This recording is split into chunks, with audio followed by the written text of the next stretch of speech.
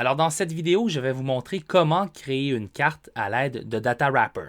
On se rappellera que DataWrapper nous permet de créer des infographies et des graphiques, de créer des tableaux, et DataWrapper nous permet également de créer des cartes. Alors à partir de mon tableau de bord, je vais cliquer sur New Map, ce qui m'amène à la page avec les différentes options pour des cartes. DataWrapper est en anglais, alors je vais faire mon possible pour résumer ce qu'on lit ici. Tout d'abord, la première option est de créer une carte qui s'appelle en anglais Choropleth, donc une carte avec des zones colorées. Ensuite, on a la carte avec les symboles qui est très semblable, mais plutôt que d'avoir, par exemple, les différentes provinces canadiennes de différentes couleurs, on pourrait mettre un gros cercle sur chacune des provinces ou sur les principales villes et avoir différentes couleurs et tailles de cercle selon, par exemple, les données sur la COVID-19. Le troisième type de carte qu'on peut créer avec DataWrapper s'appelle Locator Map. C'est une carte sur laquelle on peut mettre des marqueurs. Comme on le voit ici dans l'exemple, on a la carte de New York et de Central Park. Et là, on a le Zoo central de New York, le Musée américain d'histoire naturelle et le Metropolitan Museum of Art. Comme les cartes Choropleth et Symbol sont très semblables, je vais commencer par vous donner un aperçu de la carte avec les marqueurs, mais on ne s'y attardera pas trop. On va passer davantage de temps sur celle-ci ici, donc la carte avec les zones colorées. Mais on va tout de même regarder ce qu'il est possible de faire avec ce modèle de carte avec les marqueurs. Donc, la page est en train de s'ouvrir et là, on a le tableau de bord traditionnel, très semblable à celui qu'on a utilisé pour créer des infographies avec 4 onglets. Le premier, c'est l'onglet dans lequel on va ajouter nos marqueurs. Ensuite, on va faire le design de notre map. On va pouvoir l'annoter et ensuite la publier. Notez qu'avec la carte avec les marqueurs, on peut ajouter des marqueurs manuellement, donc des emplacements en cliquant ici, ou encore on peut mettre le nom d'un endroit, par exemple la Tour Eiffel ou encore son adresse. Et il est également possible de copier et de coller un lien venant de Google Maps. Une fois que c'est fait, vous pouvez aller choisir le type de carte, vous pouvez l'annoter et la publier. Je ne veux pas passer trop de temps sur cette carte puisque, je vous le rappelle, le but premier de ce cours n'est pas de vous transformer en expert et experte de DataWrapper ou d'un outil en particulier. C'est davantage de vous donner un aperçu des possibilités en matière de journalisme de données. Donc, je vous invite à visiter DataWrapper Academy si vous voulez en apprendre davantage sur un modèle ou un type de carte ou de visualisation en tant que tel. Mon but est surtout de vous donner un aperçu, une introduction pour que vous puissiez vous exercer à créer des cartes, des tableaux et des graphiques. Alors, on va retourner à la page précédente et on va cliquer sur Choropleth sous peu. Je vous rappelle donc que les cartes avec les zones de couleurs ou avec les cercles de couleurs sont très semblables pour ce qui est du processus de création. Alors, je vais cliquer ici. Alors, pour créer des cartes Choropleth ou encore avec les symboles, donc des cartes avec des zones colorées ou des cercles colorés de différentes tailles, on a 2 options dans DataWrapper. On peut utiliser l'une des 1000 cartes déjà faites. Donc, on a par exemple ici le monde, l'Afrique seulement, l'Europe, etc. Ou encore, on peut téléverser un fichier de format topo.json ou geo.json qui n'excède pas 2 mégabits de taille. Donc, dans notre cas, on va simplement utiliser le modèle de carte du Canada. Je vais taper Canada. Je vais venir tout en bas ici et choisir Canada Province ou Provinces puisqu'on va travailler en anglais. Là, le système va me générer une carte du Canada et de ses différentes provinces. On va lui donner quelques instants.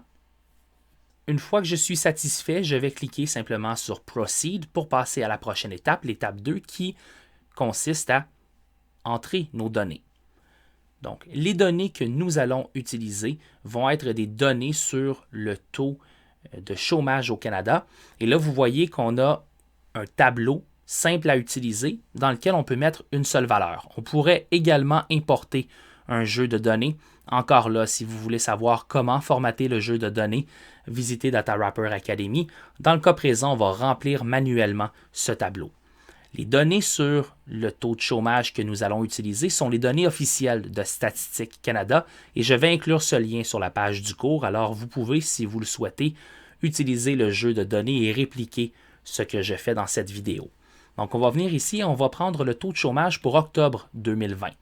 On va venir ici et j'ai celui pour Terre-Neuve et Labrador qui est de 12,8. Alors, je vais venir ici et mettre 12,8 et ainsi de suite. Pour vous éviter d'avoir à me regarder pendant 2-3 minutes en train de remplir ce tableau, je vais le faire et on se revoit dans quelques secondes grâce à la magie des internets.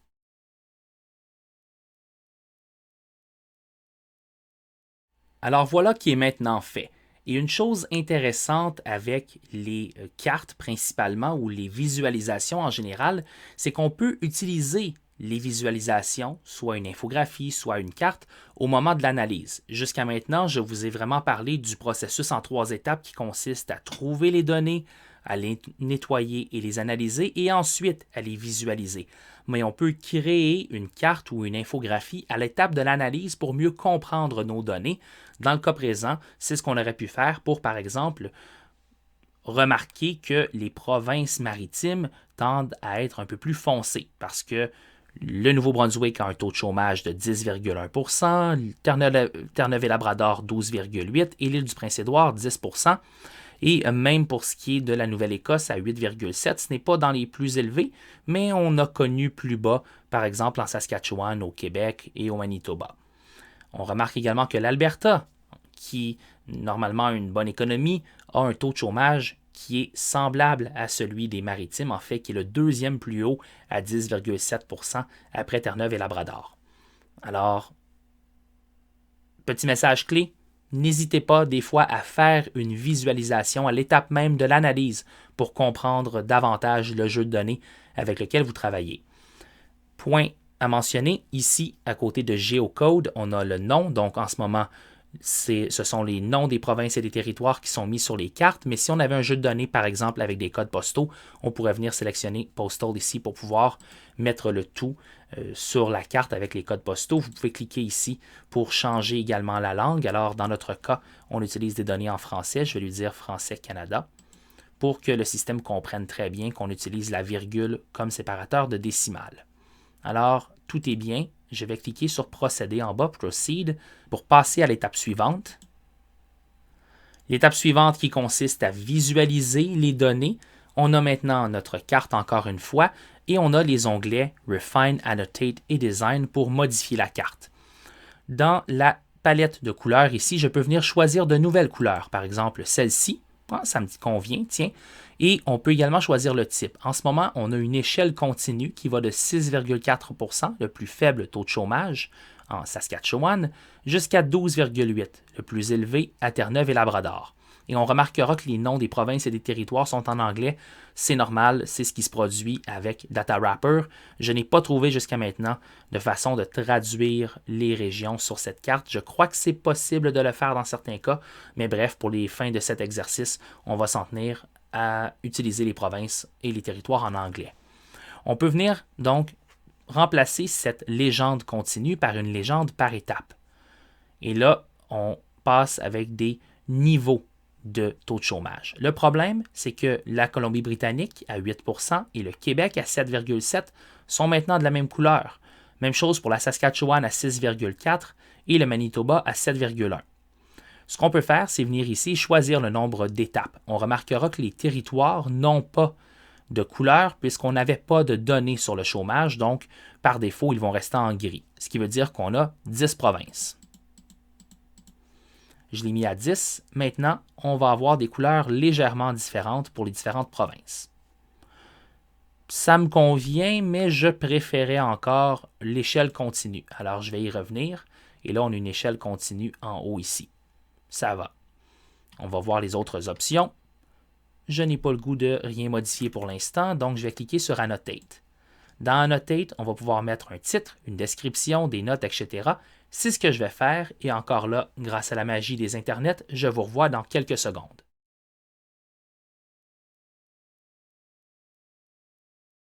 Voilà qui est fait. Ma carte a maintenant un titre, une description. Je pourrais ajouter des notes en bas.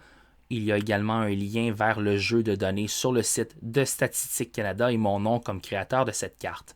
On pourrait aussi venir ici sous Labels et venir choisir l'ID. L'ID qui va donc représenter le nom des provinces sur notre carte parce qu'en ce moment, on aura remarqué qu'on doit aller sur le nom de chacune des provinces avec le curseur de notre souris pour que son nom apparaisse avec le taux de chômage. Si je sélectionne ID comme ça, ce qui va se passer, c'est qu'on va ajouter une étiquette. Et donc là, on a les noms des territoires et les noms des provinces sur notre carte. Ça me convient. Je pourrais ajouter des annotations, etc., mais je vais laisser le tout comme ça. Dans le design, je m'assure que je suis en français, tout est bon, et je vais permettre les boutons de partage sur les médias sociaux. Et on va maintenant aller à la prochaine étape.